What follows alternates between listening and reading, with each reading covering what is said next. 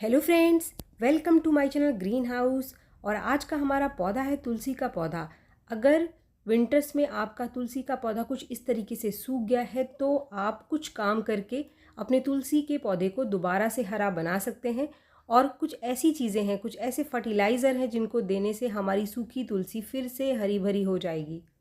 तो फ्रेंड्स, ये वही पौधा है जो स्टार्टिंग में मैंने आपको दिखाया था। इसके ऊपर हमने क्या क्या काम किया जिससे कि हमारी तुलसी के पौधे के अंदर फिर से हरी पत्तियां निकल करके आ गई हैं। आज इस वीडियो में मैं आपके साथ शेयर कर रही हूँ दो ऐसे तरीके जिससे कि आप अपने तुलसी के पौधे को बचा पाएंगे। फ्रेंड्स, पहले तरीके में हम हमारी जो पुरानी तुलसी का पौधा है उसी को हरा बना सकते हैं। ये पॉसिबल है, ये इसी वीडियो में मैं आपको करके दिखाने वाली हूँ। और जो दूसरा तरीका है कि बीजों से हमें तुलसी के पौधे को कैसे बचाना है, क्योंकि जब हमारी तुलसी सूख जाती है तो हमें दूसरे पौधे ना खरीदने पड़े। इसके लिए जो दूसरा सबसे बेस्ट तरीका है वो है बीजों से तुलसी के पौधे को उगाना। फ्रेंड्स, अगर आप चाहते हैं कि आपका तुलसी का पौधा हमेशा आपके आंगन में बना रहे तो इन दोनों ही तरीकों से आपको अपने तुलसी के पौधे को बचा करके रखना चाहिए। तो चलिए, सबसे पहला तरीका कि अगर हमारी तुलसी ठंड में सूख जाती है, बार बार सूख जाती है, जैसे ही विंटर्स आता है तो पौधा आपका सूख जाता है, तो इसके लिए शुरू से ही जैसे ही आपका पौधा ग्रोथ करता है, बीजे बनाता है, तो इसके जो बीज है इसको ज़रूर से आप बचा करके रख लो।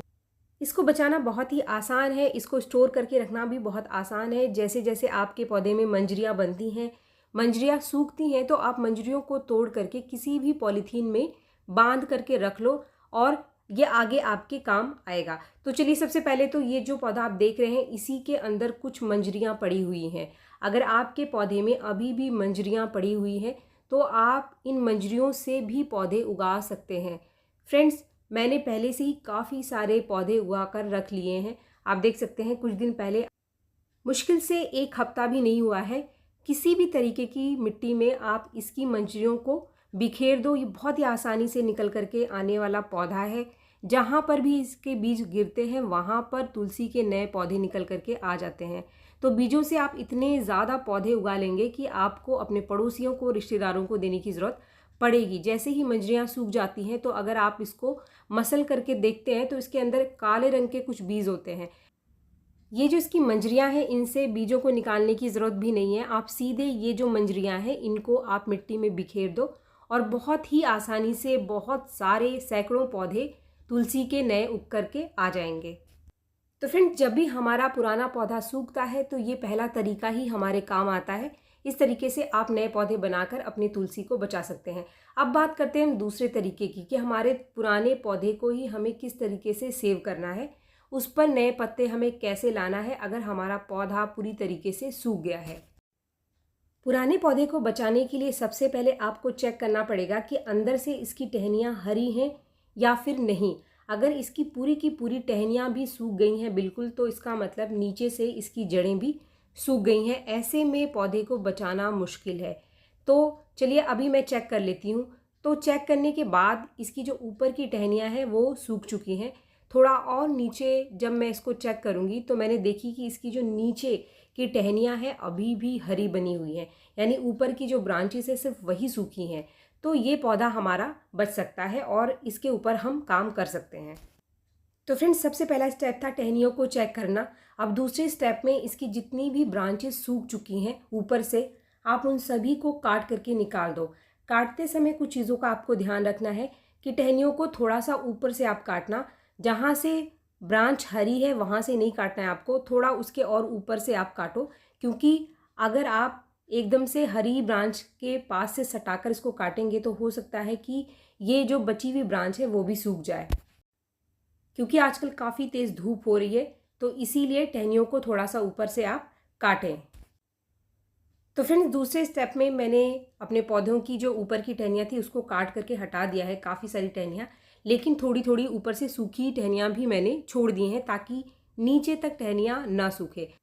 फ्रेंड्स, इसके बाद तीसरे स्टेप में आपको पौधे की मिट्टी की अच्छे से सफाई कर लेनी है। इसके अंदर घास जो भी उगकर आ गई है, आप देख रहे हैं कि इसके अंदर छोटे छोटे तुलसी के पौधे भी उगकर आ गए हैं। जो भी बीज इसके अंदर झड़े थे वो सारे निकलने शुरू हो गए हैं। तो आपको इसी से पता चल गया होगा कि ये जो सीज़न है, इस समय आप बहुत ही आसानी से बीजों से इसको उगा पाएंगे।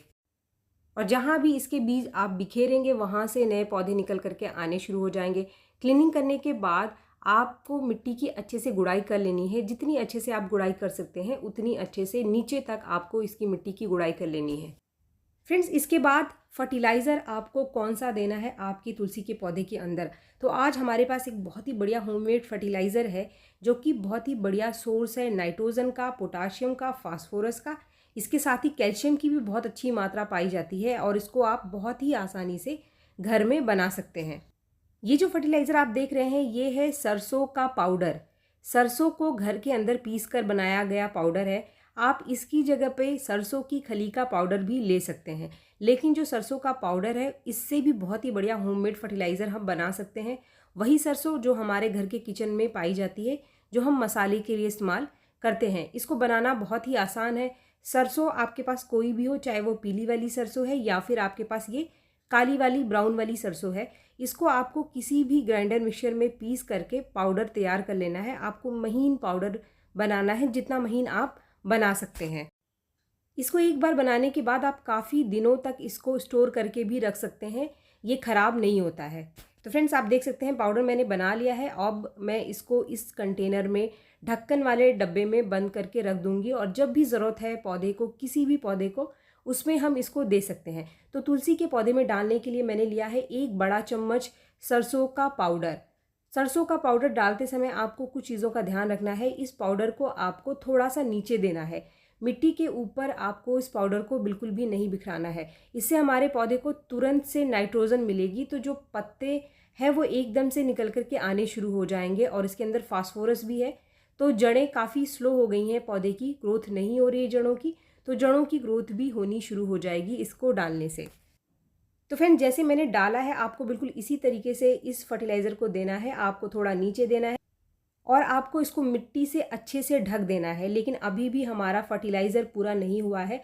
अगर आपके पास कोई कंपोस्ट है, चाहे वर्मी कंपोस्ट है या फिर गोबर की खाद है, गोबर की खाद सबसे बढ़िया रहेगी, लेकिन अच्छे से सूखी हुई गोबर की खाद ही आपको यहाँ पर लेनी है। मैंने यहाँ पर लिया है 150 ग्राम के आसपास गोबर की अच्छे से सूखी हुई खाद।